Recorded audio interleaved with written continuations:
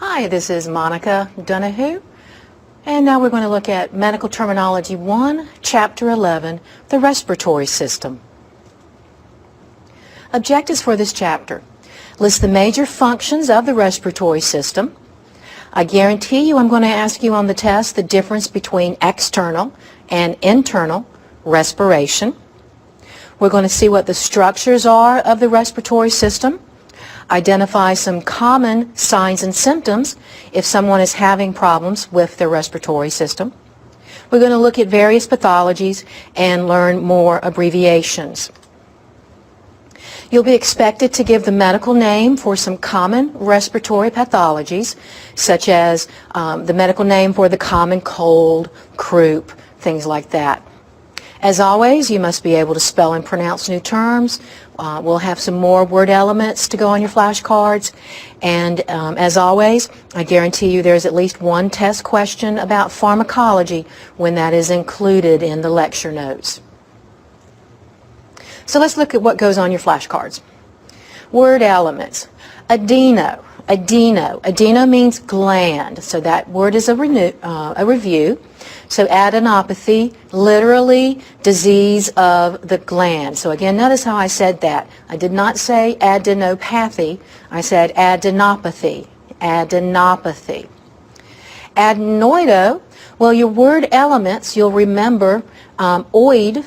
Oid means resembling. So adenoid is literally something that resembles a gland.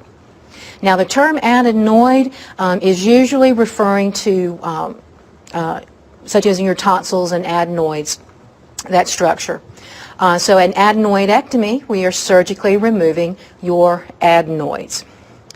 Aero means air, and notice how that's spelled, A-E-R-O. If you worked for a physician who was from Great Britain or perhaps the islands, they would have spelled aeroplane as A-E-R-O-P-L-A-N-E versus the American air. But I'm sure you've heard of aerobic, and you know that aerobic exercise, someone really breathes in a lot of oxygen. So aerobics. This next one can be a little hard to say. Auri. And it's very easy to confuse with oro. So so Auri means ear. So an oroscope is the same thing as an otoscope, an instrument used to view the ear. Alveolo is the combining form that means alveolus. Now, a alveolus is a hollow sac that's in the lungs. It's at the end of the bronchioles, and they're the air sacs. They look like little bubbles. So, question. So the singular is alveolus. So what would the plural be? So correct. Octopus, octopi. Alveolus, alveoli. Anthraco is black or coal. Now I'm sure you've heard of anthrax, the disease anthrax, which has these black sores. And it comes from anthraco, meaning black or coal, so black like coal. So anthracosis, literally a condition of something being black like coal, and that's one of our industrial diseases of the respiratory system. So anthracosis would be a medical word for black lung, or coal miner's disease.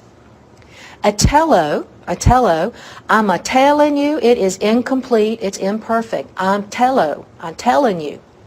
So atelectasis, again, ectasis means stretching or dilating. So literally atelectasis is something is not completely, perfectly stretched, dilated, as it should be. So that would be our literal definition. Carcino, means cancer, and carcinogenic things cause cancer. Bronchi, broncho, You have to break out the dictionary sometimes to see if the I or the O is the better choice. If I had to choose, I'm going to go with the letter O. And so bronchus is one of the two branches, like the trees, that are in the lungs. So the bronchi are the branches leading off from the trachea. So bronchiectasis, a stretching or dilating of the bronchi, and a bronchoscope, an instrument used to view the bronchi. So bronchus, bronchi, not bronchi, bronchi. Bronchio, bronchiolo, you recall that old means little, small, as in you little old thing. So bronchioles are literally small bronchi. So these are the smaller branches on the bronchial tree. Capno, think of a cap of a chimney sweep, as in from Mary Poppins. And a chimney sweep would be very smutty and smoky, and that's because of the carbon dioxide that's present. So hypercapnia, someone has too much carbon dioxide in their system. Conio is dust, so think of dust cones. Think of cones of dust. So pneumoconiosis, someone has dust in their lungs, Capnia is the cousin or brother, sister of capno. So capnia is talking about CO2 being in the blood. Diaphragmato is your diaphragm. Diaphragm is a good word to learn how to spell if you don't already know that. But so diaphragmatocele would be a herniation, protrusion, swelling of the diaphragm, that muscular membrane that separates the thoracic from the abdominal cavity. So diaphragm, diaphragmato. Emboli, so it means to throw. And you know from previous chapters that an embolus is the noun that is talking about a blood clot that is moving in the body. Epiglotto is the epiglottis. Epiglottis is the flap.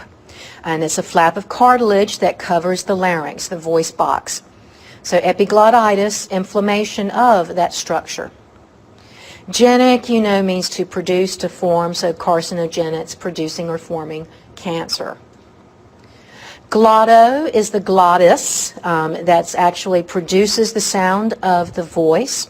So epiglottis is literally over the glottis. So glottitis. Halo, well, think of inhale, exhale. So we're breathing in, breathing out. And there's a common condition that you see a lot on television that contains the combining form halo, as in halitosis. And you know that even though it does not literally mean bad breath, that is what's actually going on. Laryngo is the larynx, the voice box. So laryngoplegia. You could also say laryngoplegia. So find the one that works for you. Either one of those is acceptable. I tend toward the laryngo when I pronounce it. And so laryngoplegia, someone's voice box is paralyzed. Lobo, well, that looks like a lobe or a part, and the lungs have different lobes. Mediastinum is that center location on the chest. Myco, don't get short-sighted and don't see that C. So myco, not myo. And so myco is a fungus. It's a fungus. And naso means nose. But again, rhinomycosis, where does someone have fungus at? That's correct. They've got it in their nose. It's like, ooh, gross. So We use naso for anatomy, position, direction. Where is the nose located? So nasal, subnasal. But use rhino for diseases, procedures, conditions related to the nose. So it would not be nasomycosis. It must be rhinomycosis. Oro is mouth. We'll use that combining form when we're talking about where is this structure located on the body. So take the medicine orally. Perioral would be around the mouth. So you've actually been introduced already to the combining form that should be used for diseases and procedures of the mouth, and that is stomato. So stuff the tomato in your mouth. Stuff the tomato in your mouth. Oto is ear. So otodynia, someone has an earache. Now again, note, that's an earache. That otodynia does not mean middle ear infection. Otodynia, pain or ache in the ear, and Joe or Jane would call that an earache. There's halitosis, so exhalation, halitosis, bad breath. Ortho, we've had before, you know that means straight. Orthopnea, or orthopnea, however you want to say it, orthopnea. So you know nea means breathing, so literally breathing straight or breathing correct.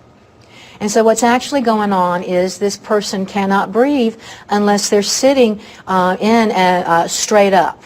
So they'll need 2, 3, or more pillows in order to breathe. So they could not sleep laying down. It would not be easy for them to breathe.